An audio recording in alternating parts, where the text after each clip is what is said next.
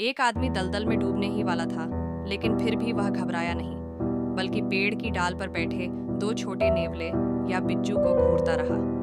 जैसे जैसे आदमी और गहरे फंसता गया, ऐसा लगा कि वे दोनों छोटे नेवले उसकी मदद की पुकार समझ गए।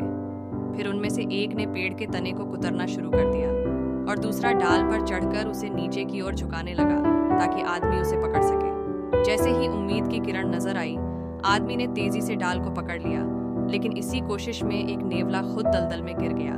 आदमी अपनी जान बचाने में लगा रहा। उसे इस बात का ध्यान भी नहीं रहा कि छोटा नेवला कीचड़ में छटपटा रहा है। कुछ ही पलों में वह नेवला दलदल में डूब गया। ये देखकर दूसरा नेवला जोर जोर से चीखने लगा।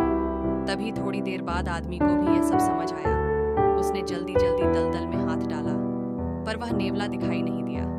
पेड़ पर बैठा नेवला हार मानने को तैयार नहीं था। उसने आदमी को और उकसाया, जिसके बाद आदमी ने कड़ी मेहनत कर उस डूबे हुए नेवले को बाहर निकाला। इस प्रकार जान बचाने वाले नेवलों के प्रति आदमी के दिल में अपनापन जागा।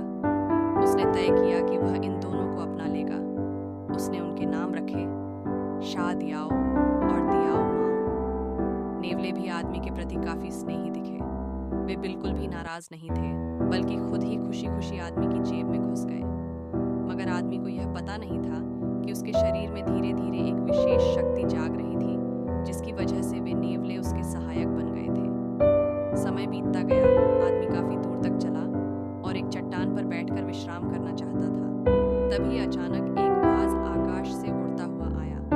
आदमी ने उसकी आंखों में देखा तो एक अजीब सी स्मृति उसके मस्तिष्क में भर गई। उसने देखा कि कुछ सैनिक एक जानवर का पीछा कर रहे हैं, यहाँ तक कि उसे पकड़कर एक खूंटे से बांधकर पीटा भी जा रहा है। अचानक आदमी समझ गया कि वह बाज उससे मदद मांग रहा था। उसके भीतर एक अजीब सी भावना उमड़ी और वह उस जानवर की मदद करने चल पड़ा। याददाश्त के सहारे वह सही जगह पहुंचा, जहां देखा कि एक काले तेंदुए को खूंटे से बांध दिया गया था और दो सैनिक उसकी पिटाई करने को तैयार थे।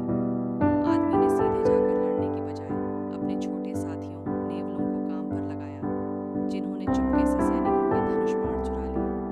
जब सैनिकों ने पाया कि उनके हथियार गायब हो गए, तब आदमी सामने आकर पूरे दमखम से उनसे भिड़ गया।